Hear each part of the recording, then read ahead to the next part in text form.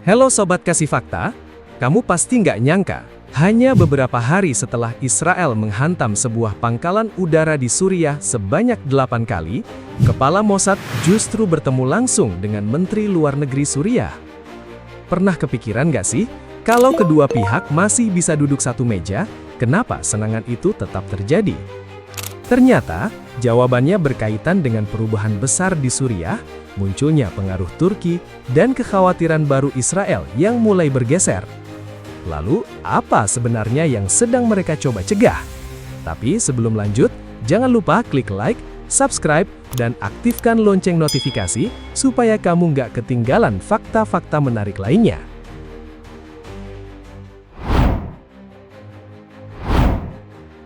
Pada 14 Agustus 2026, sebuah komunikasi yang cukup mengejutkan terjadi di tengah hubungan Israel dan Suriah yang masih penuh ketegangan. Kepala Mossad, Roman Goffman, berbicara melalui telepon dengan Menteri Luar Negeri Suriah, As'ad al-Shaibani. Percakapan itu bukan sekedar pembicaraan diplomatik biasa. Salah satu topik utama yang dibahas adalah meningkatnya aktivitas militer Turki di Suriah. Israel ingin mengetahui sejauh mana Ankara terlibat dalam pembangunan kembali kemampuan militer Suriah. Perhatian Israel mencakup pelatihan pasukan, pengiriman perlengkapan, penggunaan drone, hingga kemungkinan pemanfaatan fasilitas militer yang sedang direhabilitasi. Salah satu lokasi yang kemudian menjadi sorotan adalah pangkalan udara Abu al-Duhur di wilayah Idlib, Suriah Barat Laut. Pangkalan tersebut berjarak sekitar 70 km dari perbatasan Turki. Abu al-Duhur bukan fasilitas baru. Pangkalan ini pernah memainkan peran penting dalam Perang Suriah, tetapi kemudian mengalami kerusakan dan lama tidak beroperasi penuh. Pada Agustus 2026, fasilitasnya mulai diperbaiki. Landasan pacu, bangunan penyimpanan, dan sejumlah bagian pangkalan kembali dikerjakan agar bisa digunakan oleh militer Suriah. Disinilah muncul perbedaan pandangan. Damaskus mengatakan, rehabilitasi Abu al-Duhur merupakan bagian dari upaya membangun kembali kemampuan pertahanan Suriah. Pejabat Suriah juga menjelaskan bahwa kerjasama dengan Turki berkaitan dengan pelatihan dan pertukaran keahlian. Mereka membantah bahwa pangkalan tersebut sedang disiapkan menjadi fasilitas militer permanen Turki. Sehari sebelum serangan, pada 17 Agustus 2026, perhatian terhadap pangkalan itu semakin meningkat setelah muncul laporan mengenai kunjungan pihak Turki untuk meninjau proses rehabilitasi. Bagi Damaskus, kunjungan tersebut masih berada dalam kerangka kerja pertahanan. Bagi Israel, waktunya memperkuat kekhawatiran bahwa perubahan di Abu al-Duhur bergerak lebih cepat dari yang diperkirakan. Perbedaan tafsir inilah yang membuat satu lokasi militer lama tiba-tiba berubah menjadi titik sensitif baru dalam hubungan ketiga negara. Namun Israel membaca situasinya secara berbeda. Bagi Israel, kedekatan Suriah dengan Turki membuka kemungkinan hadirnya kemampuan militer baru di wilayah yang sebelumnya tidak menjadi pusat perhatian utama. Karena itu, Abu al-Duhur tidak hanya dilihat sebagai pangkalan lama yang sedang diperbaiki, tetapi sebagai lokasi yang berpotensi mengubah keseimbangan keamanan di masa depan. 4 hari setelah percakapan telepon antara Goffman dan Shaibani, situasi berubah drastis. Pada 18 Agustus 2026, Israel menghantam Abu al-Duhur. 8 serangan udara dilaporkan mengenai landasan pacu serta fasilitas penyimpanan di dalam kompleks pangkalan. Tidak ada korban jiwa yang dilaporkan, tetapi pesan yang dikirim melalui serangan itu sangat jelas. Israel tidak ingin menunggu sampai fasilitas tersebut kembali beroperasi penuh sebelum bertindak. Yang membuat rangkaian kejadian ini semakin menarik adalah urutannya. Israel dan Suriah sebenarnya sudah memiliki jalur komunikasi. Suriah sudah memberikan penjelasan mengenai tujuan rehabilitasi pangkalan. Namun penjelasan itu ternyata belum cukup untuk menghilangkan kekhawatiran Israel. Artinya persoalan Abu al-Duhur bukan hanya tentang apa yang sedang berada di pangkalan pada hari serangan terjadi. Yang dipersoalkan adalah apa yang mungkin muncul di sana beberapa bulan atau beberapa tahun kemudian. Menurut kalian, jika komunikasi sudah dilakukan lebih dulu, apakah Israel seharusnya memberi waktu lebih panjang untuk verifikasi, atau justru memilih menyerang sebelum resiko membesar? Dan setelah 8 hantaman itu, muncul kejutan yang lebih besar lagi. Hanya beberapa hari kemudian, pejabat tertinggi intelijen Israel justru bertemu langsung dengan pejabat penting Suriah. Pada 23 Agustus 2026, hanya 5 hari setelah pangkalan udara Abu al-Duhur dihantam, perkembangan yang jauh lebih mengejutkan muncul. Kepala Mossad, Roman Goffman, justru bertemu langsung dengan Menteri Luar Negeri Suriah, As'ad al-Shaibani di Yordania. Pertemuan itu berlangsung dengan dukungan mediasi Amerika Serikat, dan diarahkan untuk mencegah ketegangan berkembang menjadi bentrokan yang lebih luas. Situasinya memang terasa janggal. Israel baru saja menggunakan kekuatan udara terhadap fasilitas militer Suriah, namun pejabat intelijen tertingginya kemudian duduk satu meja dengan salah satu pejabat paling penting di Damaskus. Pertemuan tersebut bukan tanda bahwa hubungan keduanya tiba-tiba membaik. Justru pertemuan itu menunjukkan bahwa kedua pihak sama-sama menyadari ada risiko besar jika jalur komunikasi benar-benar terputus. Sehari sebelumnya, pada 22 Agustus 2026, As'ad Qamashyaibani menegaskan bahwa tingkat kepercayaan Suriah terhadap Israel masih sangat rendah. Meski begitu, Damaskus tetap ingin menghidupkan kembali pembicaraan keamanan yang sebelumnya sempat bergerak cukup jauh. Sebelum serangan Abu al-Duhur, Israel dan Suriah memang sudah membahas kemungkinan pengaturan keamanan baru. Tujuannya adalah mengurangi risiko bentrokan di wilayah perbatasan dan mencegah setiap pergerakan militer langsung berubah menjadi krisis. Kepentingan kedua pihak tentu berbeda. Suriah menginginkan Israel menghentikan serangan ke wilayahnya. Damaskus juga ingin pasukan Israel mundur dari wilayah Suriah yang dikuasai setelah perubahan pemerintahan pada Desember 2024. Selain itu, Suriah mendorong pengaktifan kembali pengaturan pemisahan pasukan yang telah menjadi dasar keamanan sejak 1974. Bagi Israel, wilayahnya harus dijaga dari berbagai ancaman.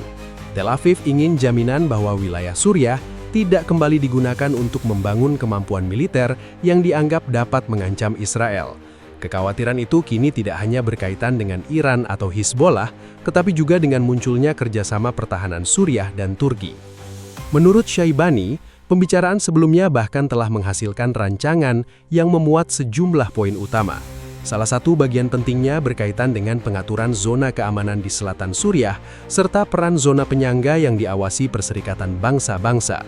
Bagi Damaskus, rancangan tersebut bisa menjadi jalan untuk membatasi operasi militer Israel. Bagi Israel, mekanisme yang jelas dianggap penting agar perubahan di wilayah selatan tidak berkembang menjadi ancaman baru.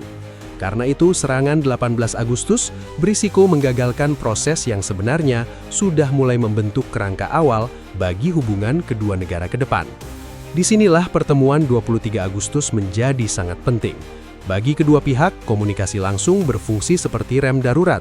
Jika Suriah membangun fasilitas militer, Israel ingin mengetahui tujuan dan siapa yang terlibat. Jika Israel melihat aktivitas yang dianggap mencurigakan, Damaskus ingin memiliki kesempatan menjelaskan sebelum serangan berikutnya terjadi.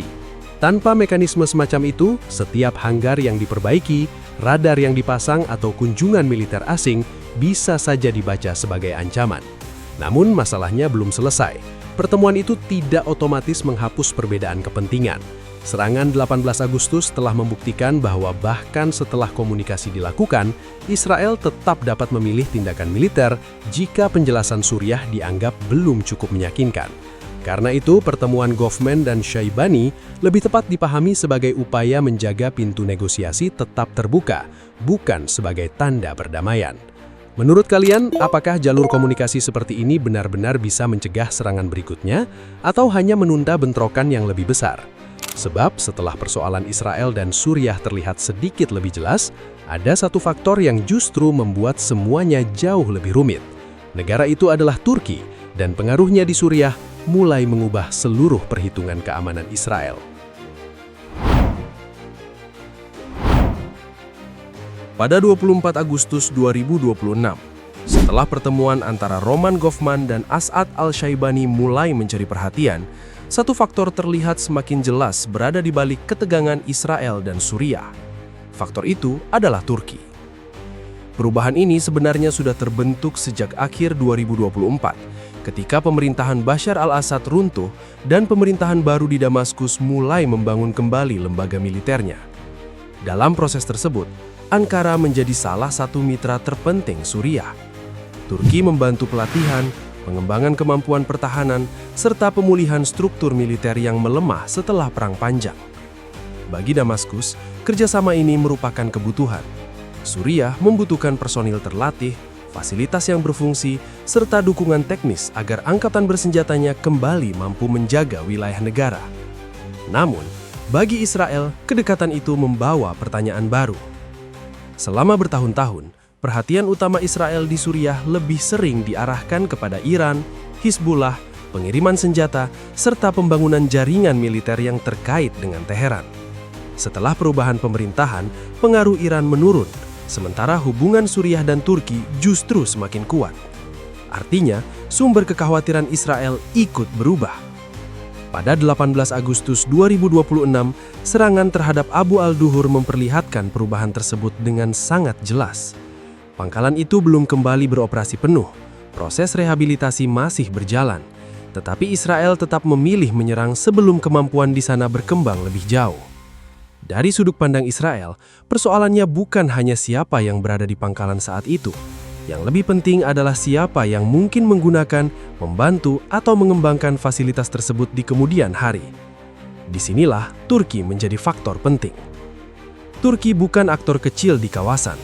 Negara itu memiliki angkatan bersenjata besar, pengalaman operasi lintas batas, teknologi drone, serta pengaruh politik yang kuat terhadap pemerintahan baru Suriah. Jika kerjasama pertahanan Ankara dan Damaskus semakin dalam, Israel harus menghitung kemungkinan munculnya kemampuan militer baru di wilayah yang sebelumnya tidak menjadi fokus utama. Tetapi, semakin banyak kekuatan bergerak di wilayah yang sama, semakin besar pula risiko salah perhitungan. Pada 18 Agustus 2026, setelah serangan Abu al-Duhur, utusan Amerika Serikat Tom Barrack mengatakan Washington mendorong mekanisme komunikasi antara Israel, Turki, dan Suriah. Tujuannya sederhana, mencegah operasi militer ketiga pihak saling bertabrakan tanpa sengaja. Mekanisme seperti ini penting karena satu kunjungan militer, pemindahan sistem pertahanan, pembangunan hanggar atau penerbangan drone bisa ditafsirkan berbeda oleh masing-masing pihak. Tanpa penjelasan cepat, aktivitas yang dianggap rutin oleh satu negara dapat dibaca sebagai persiapan ancaman oleh negara lain. Karena itu, pertemuan pada 23 Agustus 2026 itu bukan sekedar pembicaraan setelah serangan. Pertemuan tersebut menunjukkan bahwa tekanan militer dan diplomasi kini berjalan bersamaan. Israel memperlihatkan bahwa mereka siap menggunakan kekuatan jika merasa kepentingan keamanannya terganggu. Suriah menunjukkan bahwa meski mengecam serangan, Damaskus tetap mempertahankan jalur negosiasi. Sementara Turki, walaupun tidak duduk dalam pertemuan itu, menjadi salah satu alasan utama mengapa komunikasi tersebut semakin penting. Fakta uniknya, Abu al-Duhur justru memperlihatkan bahwa perubahan terbesar di Suriah bukan hanya pergantian pemerintahan, tetapi juga perubahan siapa yang dianggap paling berpengaruh terhadap masa depan militernya, yang jauh lebih sulit dihentikan setelah konflik terbuka dimulai. Menurut kalian, apakah kehadiran Turki akan membantu menstabilkan Suriah atau justru membuka persaingan baru dengan Israel? Sebab setelah pangkalan dihantam dan jalur komunikasi tetap dibuka, pertanyaan berikutnya menjadi lebih besar. Apakah ketiga negara mampu membangun aturan baru atau satu salah langkah saja cukup untuk memicu krisis regional berikutnya? Pada akhirnya, serangan Abu al-Duhur menunjukkan bahwa konflik di Suriah kini memasuki fase yang semakin rumit. Israel masih mengandalkan kekuatan militer. Suriah berusaha membangun kembali pertahanannya, sementara Turki muncul sebagai faktor baru yang semakin diperhitungkan. Di saat yang sama, jalur komunikasi tetap dipertahankan agar ketegangan tidak berubah menjadi konflik yang lebih besar. Bagaimana menurut kalian? Apakah komunikasi ini benar-benar mampu menjaga keadaan tetap terkendali, atau justru hanya menunda ketegangan berikutnya?